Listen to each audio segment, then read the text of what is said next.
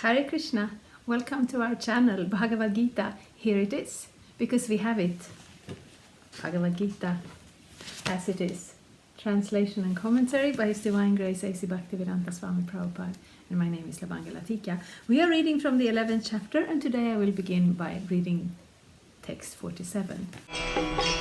Shri Guru Shri Juta So, we're in the 47th. No, of course we're not in the 47th chapter. We're in the 11th chapter.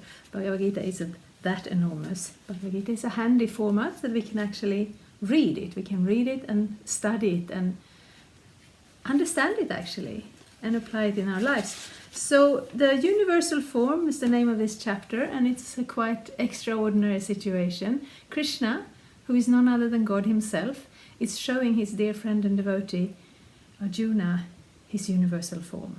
And text 47 means the chapter's been going on for a while. Now Arjuna has been responding, and Krishna is speaking to him again. So this is text 47. Shri Bhagavan Uvacha Maya Prasanena Tavarjunedang Rupang Parang Darshitam Atma Yogat Tedyo Mayang Vishvamanantamadyang Yanme Tvadayena Nadrishta Purvam. The Supreme Personality of Godhead said, "My dear Arjuna, happily have I shown you, by my internal potency, the supreme universal form within the material world. No one before you has ever seen this primal form, unlimited and full of glaring effulgence." Yes, so we have come to the point where we want to understand that Krishna is God. And in this day and age, religion isn't very prominent, at least not where I'm from. And the concept of God is largely made irrelevant in many ways. So we're reading Bhagavad-gita and we're fascinated with the philosophy and the yoga and all of that, and then we come to the point where Krishna is God, and then maybe some people pull back a little bit. I'm Swedish. I'm not going to use Swedish expressions, but you pull your ears back to yourself when you're not interested. But actually, the point here is that anyone can speak philosophy. Anyone can learn some concepts and repeat them. But if Arjuna is not having any doubts, because Arjuna is very close to Krishna and has he has this experience, he knows him and he trusts him. Still, he asks for this display for the rest of us. Because if we had any doubts at all, if Krishna is, if that claim is, anyone can say something. I can also say that I'm the king of Portugalia, and therefore I want to sell you a bridge. But unless I can show some kind of proof. So what proof is there for God? It's not that you can show a specific ID or a passport about your godness. No, but he's displaying some specific powers that will not be possible to imitate. Because nowadays you can make a movie from it and make the special effects and all of that. Even that would not be entirely easy. But you cannot display the universal form. So that's what Krishna is saying. Purport. Arjuna wanted to see the universal form of the Supreme Lord. So Lord Krishna, out of his mercy upon his devotee Arjuna, showed his universal form, full of effulgence and opulence. This form was glaring like the sun, and its many faces were rapidly changing. Krishna showed this form just to satisfy the desire of his friend Arjuna. This form was manifested by Krishna through his internal potency, which is inconceivable by human speculation. No one had seen this universal form of the Lord before Arjuna, but because the form was shown to Arjuna, other devotees in the heavenly planets and in other planets in outer space could also see it. They had not seen it before. But because of Arjuna, they were also able to see it. In other words, all the disciplic devotees of the Lord could see the universal form which was shown to Arjuna by the mercy of Krishna. Someone has commented that this form was shown to Duryodhana also when Krishna went to Duryodhana to negotiate for peace. Unfortunately, Duryodhana did not accept the peace offer, but at that time Krishna manifested some of his universal form. But those forms are different from this one shown to Arjuna. It is clearly said that no one had ever seen this form before. Yes, so we want to be consistent. And for me, I came to the Bhagavad-gita, I had no knowledge of the background or the Mahabharata or all these stories of that time. So I heard about Krishna and I liked it, and I started to practice this Krishna consciousness, and gradually that faith and appreciation has developed. But Krishna is here talking to Arjuna, and Prabhupada is talking to everybody. And he's not the first one who have translated Bhagavad-gita, and especially in India, Bhagavad-gita is just known, it's just famous. Mahabharata is also known and it is also famous, and it has many commentaries, and sometimes there are doubts, and those doubts are shared, and then people come back and say, oh, why does Krishna say it was the first time? Actually, he showed it to Duryodhana also. So therefore, these things are mentioned for the rest of us, so we can connect. Because Bhagavad-gita, Krishna doesn't have to prove that he's God. Krishna doesn't have to convince us that he's God. Because he has given us free will. And we have used that free will by coming to this material world and forgetting all about him. And he respects that. But at some point, mostly everybody will come to a point where you want to turn back to Krishna again. And therefore, Krishna is making that possible as well, by giving us these Vedas, by giving us this knowledge, and by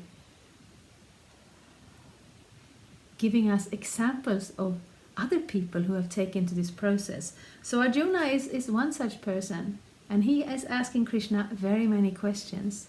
I know we have these lectures, or we read together, and then there's always an opportunity to ask questions. And sometimes you would think the less you know, the more questions you would have, but actually you need a certain basis of knowledge or understanding in a subject before you can start to ask meaningful questions, or before you can even notice the points that you need to have clarified.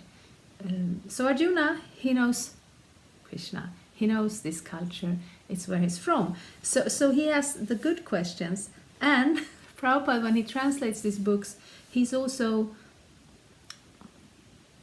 having the commentaries from the previous acharyas, from teachers that have been coming through this line before him. So many of these points have already been brought up.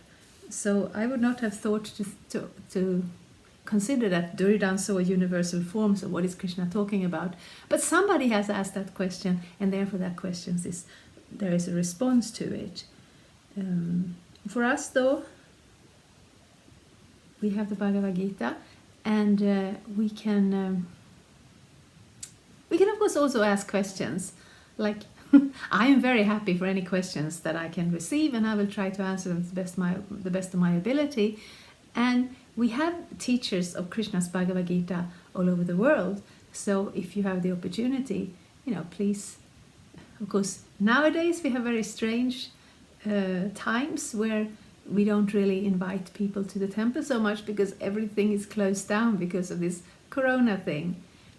That is also temporary. At one point, everything will be open again, but until then, so many devotees take the opportunity to use this technology and sharing Krishna consciousness in this kind of form. So you will find so much. If you look for Krishna, you will find so much Krishna. But now we're in the 11th chapter, we're reading text 47, and here Krishna is responding to Arjuna that he has shown this universal form by his own internal potency, and nobody has seen it before him. So, of course, this is roughly 5,000 years ago. Still, it's not a common occurrence, but it's a very significant thing that Krishna can speak this philosophy, can give Arjuna the best ability to understand it, because not only does Krishna know everything because he's God, but he also specifically knows each individual person, so he can present things, from the angle that we need to understand it.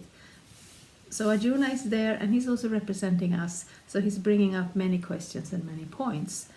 And yes, this universal form is quite fascinating, and also quite... so here's an attempt at depicting it in a painting. Still, it's difficult to depict, to show the topmost planet with Brahma and Garbhodakshaya Vishnu lying down at the bottom, and seeing all of this at the same time while the form is also changing. So how do you depict that? Maybe you can't. But at least you can hear about Krishna, who is the source of this, and to hear about Krishna, how he's actually very seriously responding to Arjuna, his devotee Arjuna. Arjuna had many questions, Arjuna had many doubts, and Krishna speaks this comprehensive and yet quite compact Bhagavad-gita in the course of some hours there on a battlefield. And when Arjuna doesn't understand something or wants to know something more, and here even, Krishna, can you please show me your universal form? He responds to that. He reciprocates with that. So we are not Arjuna, we are not standing in front of Krishna in the most difficult situation in our lives. But we are also connected to Krishna, and Krishna will actually also respond to us. So a good thing to start with is to study the Bhagavad-gita to get an understanding of what Krishna consciousness is all about. Another good thing to do is to start to test the meditation on the Hare Krishna Mahamantra. Hare Krishna, Krishna Krishna, Hare Hare, Hare Rama, Rama Rama, Hare Hare. We will come back to this over and over again, because it's actually very important, because we want to have this knowledge. Just like Arjuna wanted to see the universal form, but Krishna had to give him the eyes to see it. So we want to have some understanding of spiritual knowledge. But then Krishna will actually have to give us the clarity or the purity to be able to do so. And the meditation on Krishna's name, the chanting of Krishna's name and the hearing of Krishna's name is the most powerful method we find in this age. So we recommend that, and we will continue reading the Bhagavad-gita day by day. Thank you so much. And there are of course always some information in the box below, and there is so much room for questions. Please come back with anything you'd either not understand or are curious about and want to know more in this context. Thanks so much. Thank you so much. Hare Krishna. Thank you for watching. We aim for updates every Tuesday and Friday. Please come back.